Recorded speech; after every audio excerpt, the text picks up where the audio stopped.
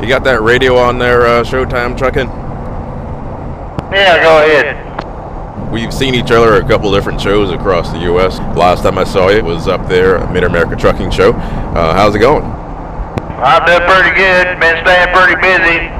I imagine so, because you're all the way down here in Florida pulling a load. What you got in that wagon? Yeah, I got a load of cattle feed on. 10-4, and where are you going to carry that to? It's going to Okeechobee, Florida. Now, is this a normal run for you to come down this far? Well, not typically. I specifically got this load so I can get me down here to Wildwood to the truck show. 10-4, well, that makes sense. There's not too many Freightliners on the road that look like yours and are stretched like yours and have some of the custom parts like yours. So tell me all about the truck, the year, the make, the model, all the good stuff. It started out life as a 1991 Freightliner FLD setback axle. It's got a 4 1/4 cat mechanical 3406B, 15-speed dash slapper, 358 rears, 24.5 rubber. How long have you been running it for? Yeah, I bought this truck in March of 1995, and all but about a year and a half, I drove it myself all those years, except for about a year and a half I had a driver in it. I bought a new truck and thought I'd like it, and got rid of it, went back to drive my old truck. Just part of the family anymore. I've had it so long, it feels like an old hat. You just put it on, it feels good. Tell me about some of the custom work that you've done to the truck. Yeah, I stretched it down. It was started out at 245 wheelbase. I moved the axle forward on it back in 2006. Put a classic hood on it, straight bumper and all that. Made a classic out of it, and moved the axle forward 16 inches, which put it to 261. And then about a year ago, I stretched it on out to 301 to get it out there where I wanted it, to get that look I was looking for, that long and low look. Shaved headlights on the hood, extend the fenders down, 12-gauge drop sun visor. One of the biggest modifications I've done to it's the gull-wing doors. Say what now? Yeah, one of the biggest modifications I've done to it's putting gull-wing doors on the front that hinge at the drip rail. Well, gull-wing doors, you say, huh? I was kind of messing with you a little bit. That's something that you don't see too often on trucks. You see the suicide doors and whatnot, but not the gull-wings. What kind of inspired you to go with that for your doors? My brothers had custom vans back in the 70s and had gull-wing doors on them, and I just always wanted to do it to a truck. And back in 07, I decided to tear it apart and start tearing into it. And we got her done there. It took a couple weeks, but did everything myself. 10-4. What were some of the challenges on getting the doors set right?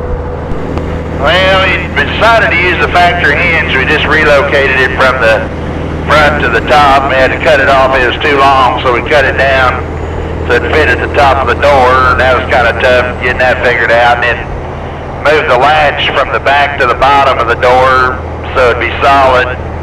That was kind of a trick, getting that all lined up, getting everything ready where it worked, and it was pretty tricky, but just trial and error. Well, I tell everybody it's trial and error, and it's mostly error, but we did it anyway.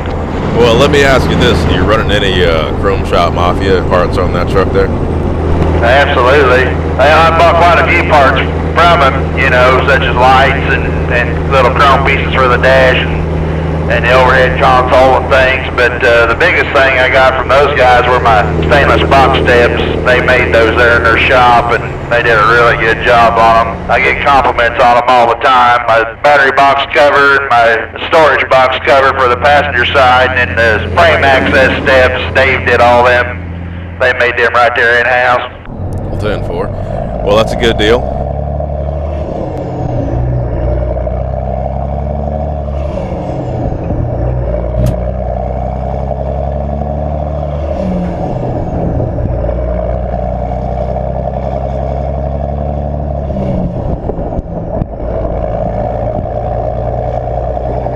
What type of stacks you're running and what size are they? Yeah, they're Dynaflex, 8-inch, all the way out. I like the way they sound. It gives that 04 1/4 a different sound than a lot of other trucks.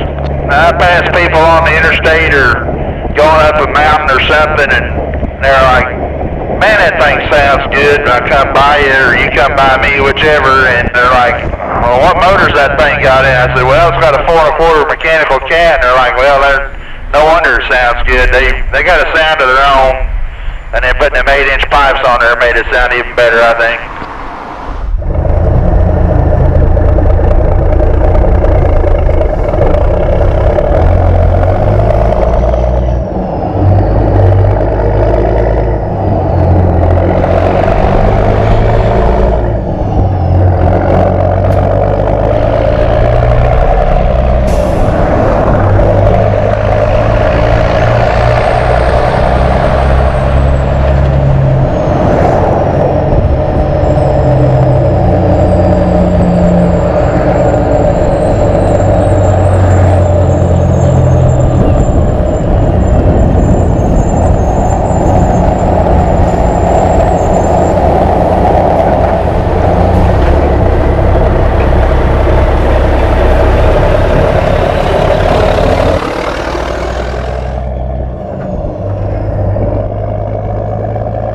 What do you go by on the radio there? Yeah, they call me Little Hud, H-U-D, Hud, short for my last name. My dad went by Big Hud.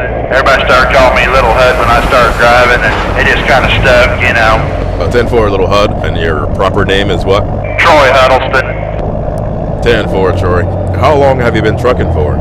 Yeah, I started working for myself in 1988. I've had my own authority and everything since 1988. Well, what made you get into trucking? Yeah, my daddy, he trucked his whole life. I grew up around it. I used to ride with him any chance I could. We'd go all kinds of places. And I just kind of got the bug, you know. It's kind of bred into me, I guess. When you're not hauling grain, what else do you haul?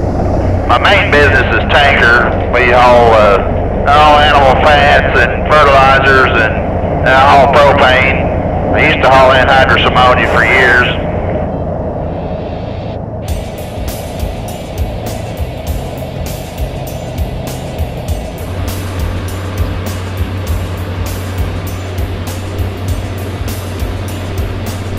So, Troy, let me ask you a question there about the hopper bottom trailer that you're running. Or what are some of the pros and cons of operating a hopper bottom? Well, what I like about it, you don't have to deal with a lot of downtown stuff typically, maybe edge of town or something, but a lot of times you're out in the country or pretty remote locations sometimes, which I think is actually pretty good. The less I got to deal with traffic, the better off I am.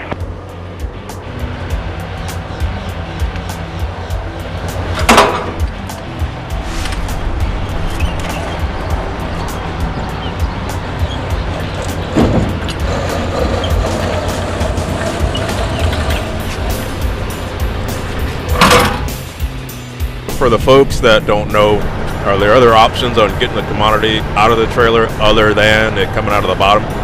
Oh yeah, you can use an end dump trailer, or a live floor trailer, or a walk-in floor trailer.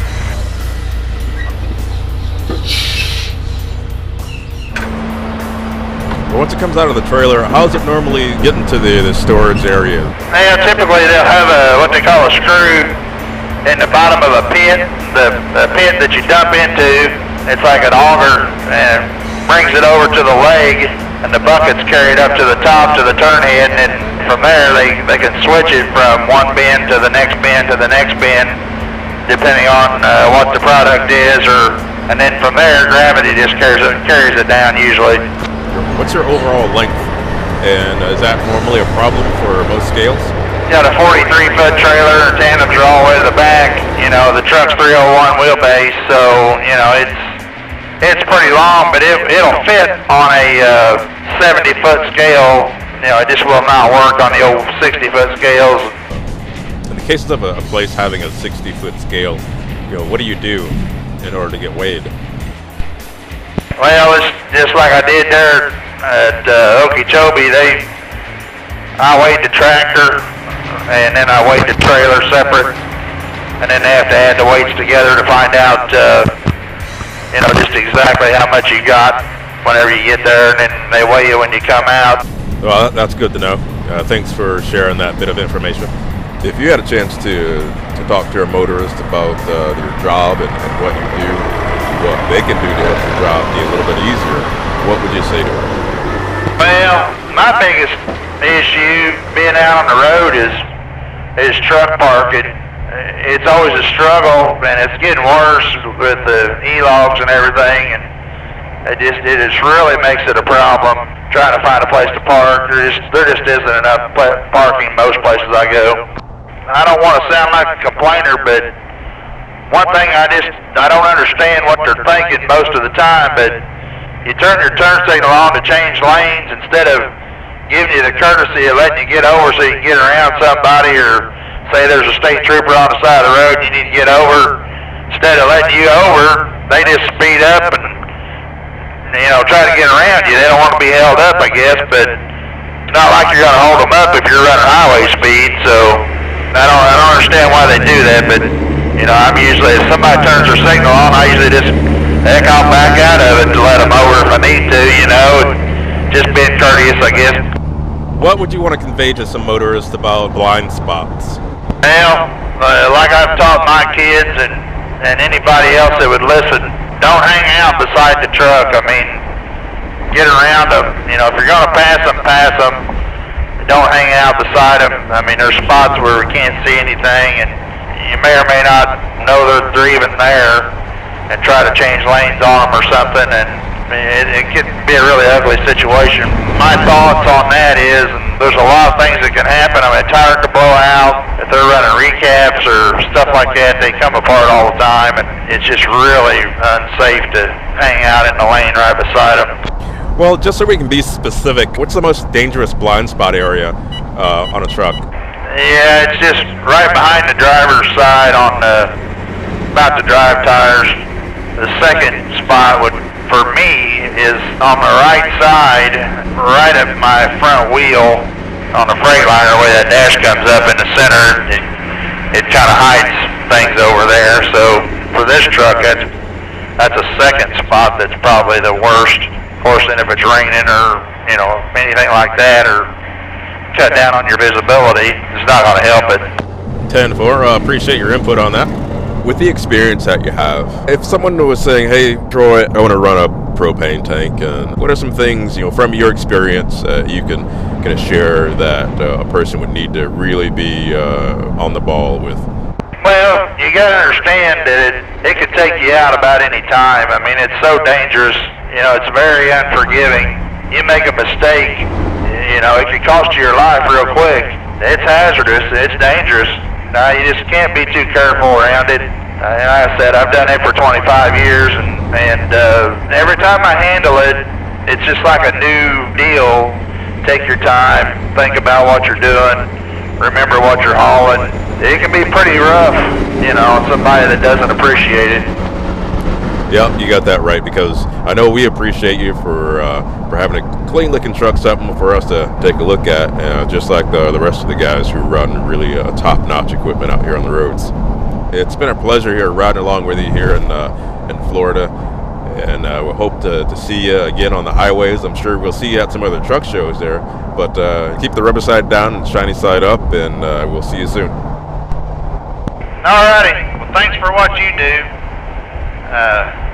You just make us look that much better. We appreciate what you do too, Chris. It's my pleasure.